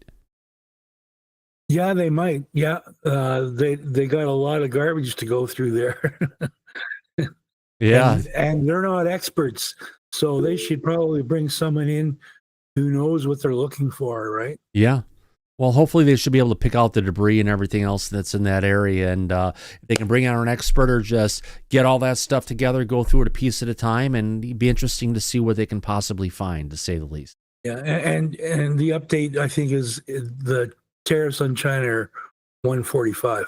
There was 145, but now on consumer electronics, consumer parts like CPUs or computers or iPhones or anything else, it almost seems, I wonder if Tim Cook had his hands in this, because they're investing $500 billion in the United States, and if they go ahead and overtax their products, it's going to make an impact in their ability to invest that $500 billion. Exactly. Yeah. Thank you, Michael. Tia, your hand is up. About 10 years ago or so, a meteorite came through a woman's house about a mile away, and she was laying in bed, and it was like the size of a baseball that hit her when she was in bed. Yeah. And she had to go in for emergency surgery, but they found some of it inside of her. Oh, wow. Yeah. So interesting. Can you imagine that? Now, I did find a meteorite about this size. I found it in Las Vegas. We were driving down a road to go ahead and see. They said there was some meteorites that had come down recently in the area. We were going up to Red Rocks National Park in near Vegas, in the Summerlin area, to go ahead and check it out. As we were driving down the road, Tia, I just had a voice from inside saying, "Stop. It's here." or just stop. And I told the person who was driving the car to stop. I got out of the car. I was like, hold on a second. I'll be right back. Got out of the car, double checked on the streets, ran across the street, ran down an embankment, came up to a dry creek, turned left, ran about 30 yards or so, 50, I'll say 50 yards, stopped, took 4 steps away from the creek, and there it was on the ground. I knew exactly where the meteorite is. Now, granted, I don't have that meteorite anymore because my ex-wife, Maria, frickin' sold it at a pawn shop to go ahead so she could have money to gamble. Slot machines, absolutely, everybody. Yeah, I don't have it, but you know what? It was this size, and you know what? I have a good idea. They should be able to go ahead and find that meteorite. All I have to do is look for the nice black charred rocks. Yeah, they're definitely worth something, aren't they? Well, it's more of just, hey, I got called to a meteorite and I found it, and then it's gone. Unfortunately, let's go ahead. Yes, gamblers are worse than junkies. You know, it's easier to cure a person from, heroin or meth than it is to actually stop them from gambling. Well, easiest way to get rid of someone who's from gambling, get them out of your life, because they pull down everyone who's around you. On that matter, I've got an interesting story from, where did it go? Last night. Let me see if I've got this post here. I thought I did. Bring this one up. This is the story last night where this is an interview that came up from with Eschatology UAPs to go ahead and talk with about David Grusch, because remember, Eric Burleson went and has hired David Grusch to be one of his staffers. I guess he's part-time and such, but let's go ahead and listen to this interview from Eschatology UAPs talking about David Grusch being his staffer. Right, here we go, everybody. Today was a good day with the UAP topics. We had David Grusch in town. We had meetings in the oversight with Anna Luna. She told me, yeah. And we had a lot of ideas, good strategy that we're kind of formulating. Grusch is, I'm telling you, he is like a wellspring of insight into this, into everything in this category. So, interesting. I think so everybody it was a little bit illuminating. I think that everybody in the room recognizes that this was a good move by my team and me to bring him on. Yeah. Well, no, it even talking with Richard earlier, he was like, I don't know, like, what does he get paid? And I was like, he's part-time, but just because. So there you go. Out of my budget. Grusch is not full-time. He is a part-time staffer with Eric Burleson. Coming out of my budget. But that's where, this is just different. So everyone's kind of talking about it. Yeah. Well, I brought up the Himes last week, and Himes was like, really? I saw that, yeah. But it sounds like what Luna told me, that you guys kind of have a good gameplay. Yeah, we do. Yeah. You can't tell me too much, but I'm sensing more optimism from her than I have in the past few months. I mean, this is an exciting moment. Like we've got. We were at a place where we were kind of operating in the dark. We didn't even know where to go, right? Yeah. And now we've got somebody that's turned on a flashlight. Yeah. No, or is bringing his flashlight.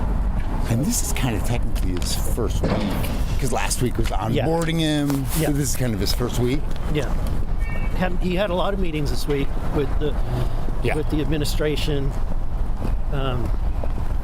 With setting up, with having meetings with my team, having meetings with others. So it was a good week. Do you guys have an answer yet? From last week, you were a little not confused, but 100% certain whether his security clearance. Yeah, whether that was coming from Pentagon or not. We don't. Does he got it? Yeah, I mean, we're trying to get it. It's in process. And the oversight staff said it could take 2 months. Yeah. So we're going to try to expedite that and make some phone calls to put pressure. But at a certain point, it doesn't matter, right? Is that really important? He may not be able to directly tell us, but he can at least tell us where to go poke. Thanks for listening to Ask a So Poll, there you your go. conduit. Grusch is there to go ahead and give us some insight, although he can't go ahead and talk to some great detail about things. He can go ahead and act like the coach on the sidelines, telling the team of what their next steps are, what they have to do. Although he's away from the actual team and what's going on, he can still guide them to that particular point. Now, there have been some conversations that have come out as of recently. Actually, Tia, go ahead first. I just wanted to ask you real quick. He said that he had meetings all week with the administration and his team. So if he were talking to the president of the United States, right? And the president said, I'm asking you and I want you to tell me the truth. Can he tell the president? Probably, I would think. Okay. I just wanted to know. The president has the ultimate threat, the ultimate authority to declassify anything, just by thinking it, for that matter. So, all right. Thank you, Tia. Now, in another conversation I was having with Ed on this earlier today, with regards to Eric Burleson, one of the concerns that's out there is Grusch's position, Eric Burleson's office, potentially the best place, because Eric Burleson, as in other conversations that I've had, has been pointed out, is highly religious. Could that religious bias get in the way of wanting to bring out the truth, because based on what his upbringing and what his beliefs are? And maybe so, maybe not. I know, Ed, we were talking about this earlier today, and I know this ties into another topic as well. Well, we were, Thomas, and I don't know are you ready to jump in? Yeah, let's do it. Well, I would first make a point that I think anyone that goes into Congress or in any leadership position like that can be very religious and still understand that their responsibility is to the voters, and separate the religion, their personal religion, with their political requirements. And we saw that all the way back to questions about John Kennedy, whether or not he could be as a president when he was Catholic. And you know, that was 60 some years ago. Yep. I don't think that's the issue. The fact that a person claims to be both. Now, if we're ready to jump into this, last night I came to a point where I said, I believe that we're going to see disclosure in September of 2026. And that was based upon some AI questions that I ran. I studied that for several hours. And I noticed there was a correlation between predictions toward disclosure and predictions toward the Christian belief in a rapture, a Christian rapture, where Christ comes to earth and takes his followers with him. It seemed to me that AI was putting them both on the same trajectory. And I thought, well, now, why am I the first person to even question that or to bring it up? And I was talking to Mike about this, and I think the reason is because there are blinders that people have in two of those groups. Many people that are into the UFO study say, we want to draw a line, we don't want to introduce any religion into this at all, sort of the way we started the discussion. And that blinder says, I'm not even going to look across to the other side. I don't care what they're doing. It doesn't interest us. Whereas church people that believe in eschatology and the return of Christ will say, you know what? I got everything I need right here in the Bible. I'm not going to look at UFOs. It has nothing to do with it. But it seemed to me AI was telling me that those two convergent paths are coming together and that they actually will occur at the same time, which now presents a very bold proposition that the rapture is disclosure. The disclosure is the rapture. Now, that's going to upset a lot of Christians, including people in my family and my faith, because they'll say, well, what do you mean? Jesus coming down in a spaceship, taking people up and into heaven in transportation capsules? Well, it's a possibility. I mean, I'm throwing that out just as a what if. And that these UFOs, in essence, become transport ships at some point in the future. Now, if that's not a very controversial subject, I don't know what is, but I don't know if you want to go anywhere with that or just kind of leave it right there. No, we can go with, as far as you want to talk about that, Eddie. It sounds like there could be some parallels to the stories and belief lines that people have in some of these different areas. And I guess it's a willingness from either side to open up their mind to what the other side is potentially talking about, to see if there are correlations, if there are things that are similar, if there are things that align between both belief systems. Well, I think that's the key point right there, is the willingness to at least look at that. And if you ask the questions to AI, what are the signs that we would expect to see if we were looking to pinpoint a date for the Christian rapture? The signs that they're pointing to are the things that are happening right now in this country and around the world. And a lot of people in the religious communities are saying, you know, this looks like the birth pangs that were discussed in the Bible, that we are in fact approaching a period where even though we don't know the time or hour, the day or the hour, it looks like we're in the ballpark. Now, set that aside for a minute and then go over to the other side and say, what's happening within the UFO community and disclosure? And we're seeing the congressional investigations, whistleblowers coming forth, a lot more video. A lot of that is pointing toward disclosure. I've said before, what seems to me is we'll never get disclosure until the NHI agree to full disclosure. They trickle stuff out, and we talk about drip, drip disclosure. Is it truly the NHI's fault, or is it our government's fault? Because potentially we have a deal between us and the non-human intelligence. My guess is we said by a certain date, we're going to open this up and we're going to tell the people about what's going on. And I have a feeling humanity hasn't kept their end of the bargain. And that's why we've had a ratcheting up of sightings and other things going on in the recent years, because the timeline has come. Government is running behind schedule as usual. And irrespective of even if they made the deal with the government, if we're not holding up that part of the deal, they're going to move forward with their side, whether or not we've done what we're supposed to do. Well, I think you're absolutely right. But I think at some point that date will become known, if not slightly in advance, it will become known at the point at which it happens. I'm of the belief now, we've heard that proverbial statement, well, I won't believe it till it lands on the White House lawn, until a ship lands there. I think it's going to take more than that. I think it's going to take thousands of ships being seen simultaneously. Around the world, all coming down at the same time. Yes, I had a vision of that years ago. Thousands or hundreds of thousands of them. And say, there is absolutely no doubt we are at Independence Day or whatever. Yeah. Well, okay, those two timelines seem to crisscross at around 2026 to 2027. And most of the AI results that I did when I ran the samples was in September, as if tied to the Jewish holidays and holy days in the month of September. So my best guess is September of 2026 is going to be a very important month in eschatology and in ufology. Yeah. And that's my report for the day. Thank you. I appreciate that, Ed. Tia, what say you? So I wonder if religion, all this comes to a head. I'm gonna keep on. I'll be in a step away for about 30 seconds. Keep on talking, Tia. I can hear you. Okay. I'm wondering if this is knowledge, right? If this is consciousness, not saying that it doesn't have anything to do with religion, because I think that it all has to do with all of it. I personally, I don't think that humans are the only thing that the great, God of everything is capable of making. And I think that's where Christians fall short, is they think that, I don't know, they're the best. I think that's the problem. But I wonder, Ed, if you're right about this, because this isn't the first time that I've heard this. I wonder if it's because humanity actually comes to a point of knowledge. Well, I think that could be, Tia, and I think, again, that is going to be the point that ultimate consciousness comes forward, in my opinion.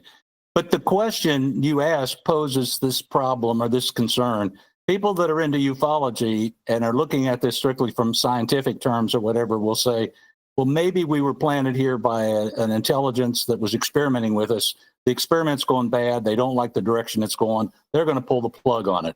Bingo, there's September of 2025. But guess what? They can do that, but we still have sentience. We still have consciousness. We still are beings of the light. I've seen it. And let me put the second part of that, because I've been doing this on both sides. And the Christians would say God is fed up with what's going on in the world. He's unhappy with the people, and he's going to pull the plug. That's it. So both of them still to a cataclysmic end, right? Level event, and it could be physical. With the CMEs we're talking about, with a possible asteroid or a comet that strikes the world that basically destroys life as we know it today. Doesn't matter at that point whether it's extraterrestrial, whether it's God, whether it's nature. It doesn't matter. We're all going out in a flame of smoke and fire. And there's so many different religions, though, right? Right, Ed? I mean, the monks in India, some of them believe that our catastrophe, our rapture is actually we start over, right? And we go back.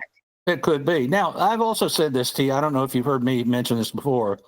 I think this is a bold statement, too. Yes, there are many religions around the world, but after disclosure, there'll only be one. You know which one that'll be? The one that discloses itself. That's the one that it'll be, because it'll be so obvious at that point. You know, the Christians are looking for Jesus to come back. The Jews are looking for their Messiah. The Muslims are looking for Muhammad. You talk about the Buddhists, the Hindus, whatever. They all will disappear when some ultimate creator, the creator of all things, whoever that is or wherever that is, makes itself known and says, this is it. Everyone's going to believe that from there on out. The Hindus are waiting for Vishnu, being clear. And it could, the fact is that all religions, they all have a point to where they all seem the same, even, and it comes from times where humans were not mixed together, right? We're saying the same thing now, Tia. We're saying the same thing. Yeah.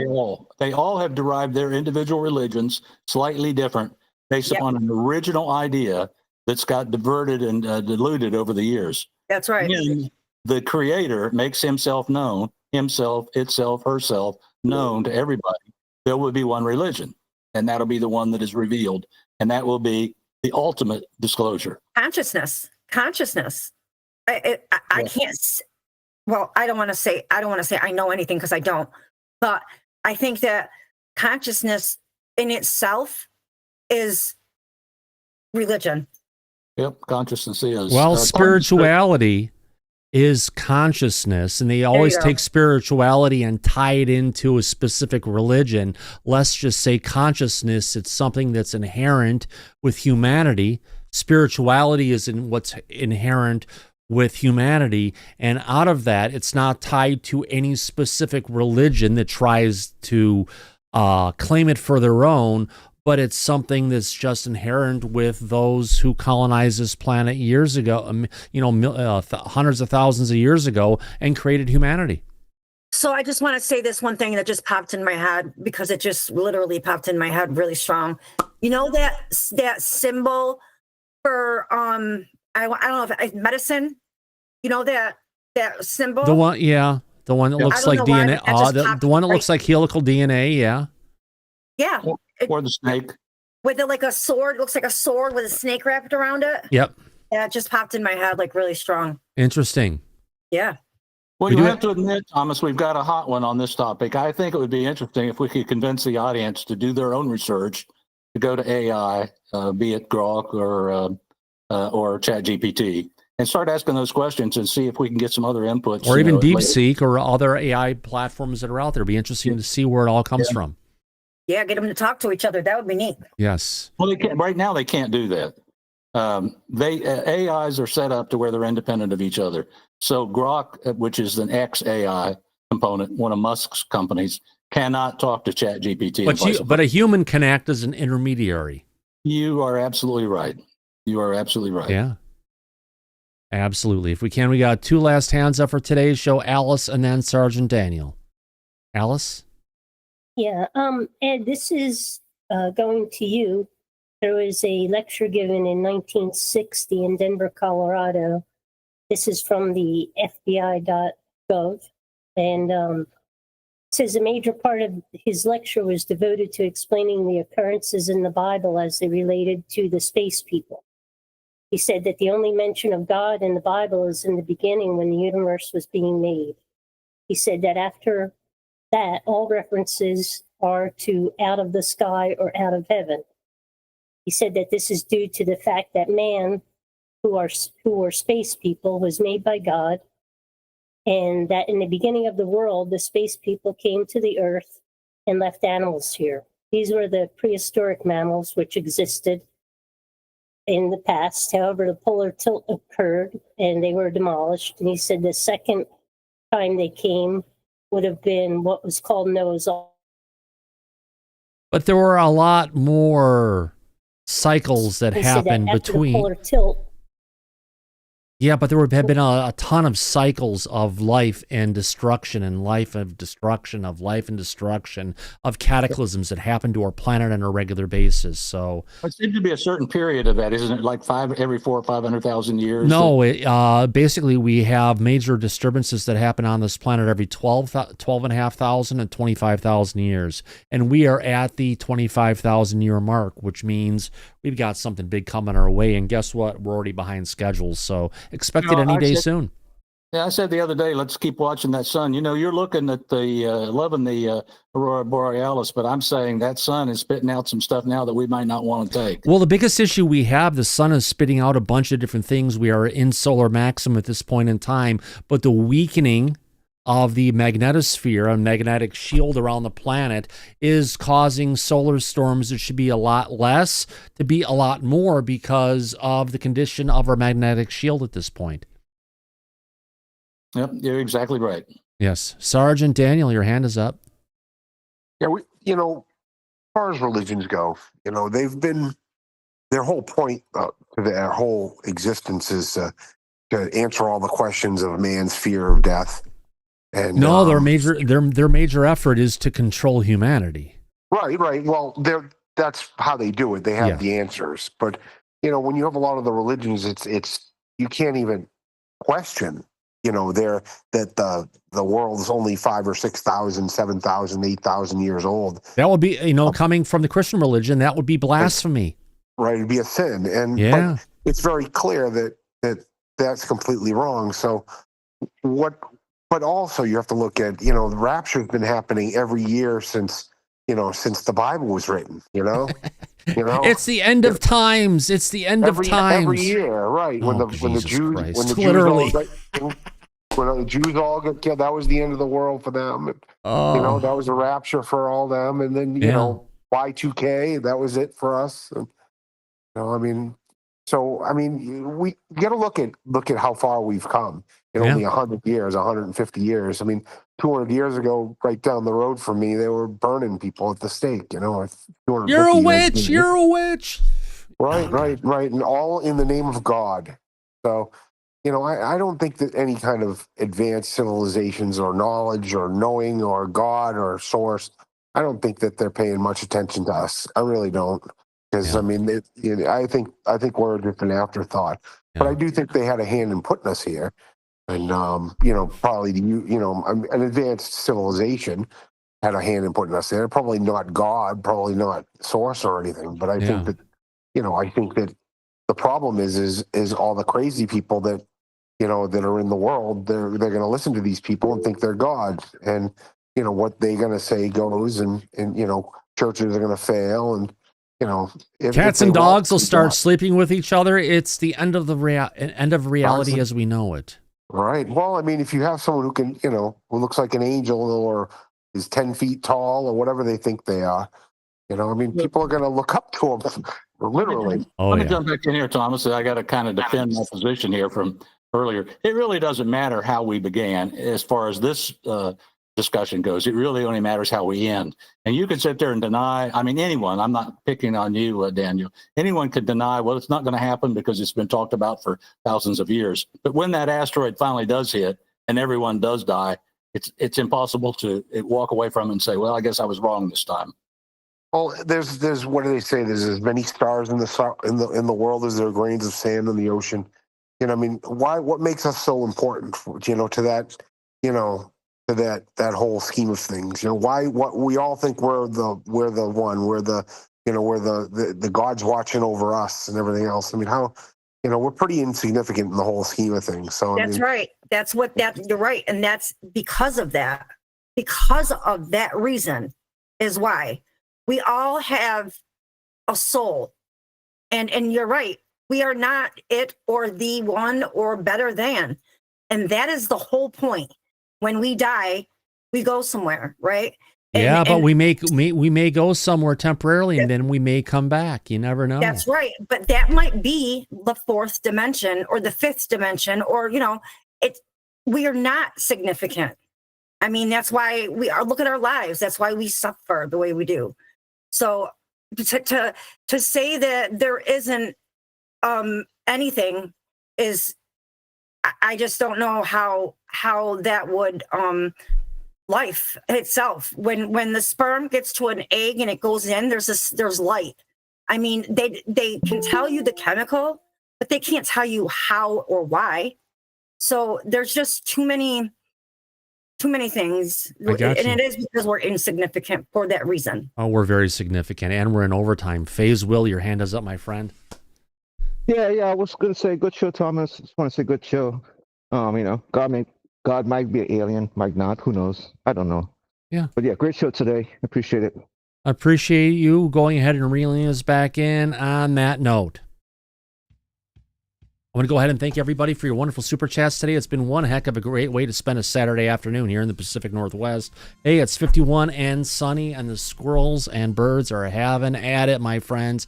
On that note, I want to thank everybody for coming out. More importantly, I want to thank everybody for your wonderful super chats. So am I talking about Phase Will? Thank you for reminding us that we're at show end time. $20. Mr. Grimlock, $5. Thank you very much. Anonymous Rex, $5 as well. And then we got $10, which is about 12 and 10 pounds, which is about $12 coming from our friend David Williams in the United Kingdom. How about that? I want to thank everybody for coming out to this episode of Disclosure tonight. Mike, I hope your kid's doing better, my friend. I want to thank everybody in the chat, everyone in the back.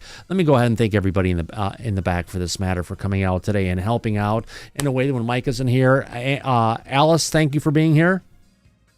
Welcome, Thomas. It was very, very nice to be here. Absolutely. Andy W., appreciate you coming out, my friend.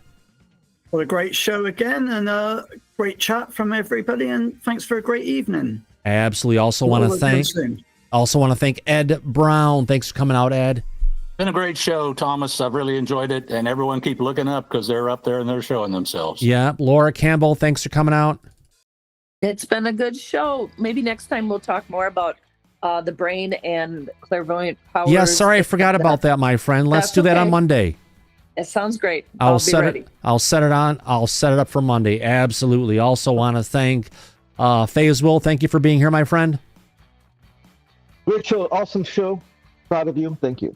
Thank you, Sergeant Daniel. Thank you for coming out. Hey, thanks for having me. Appreciate it. And Tia Marie, thank you for being here. Thank you for being so vocal today. Oh, well, I enjoyed it. Thank you, Thomas. I love the show. Absolutely, my friends. And as we usually say at the end of every episode of Disclosure tonight, eyes open, no fear, be safe, everybody. But go back to Party City where you belong. Absolutely. We'll catch you on the flip side. Good night, everybody. See you on Monday. Take care now. Bye-bye.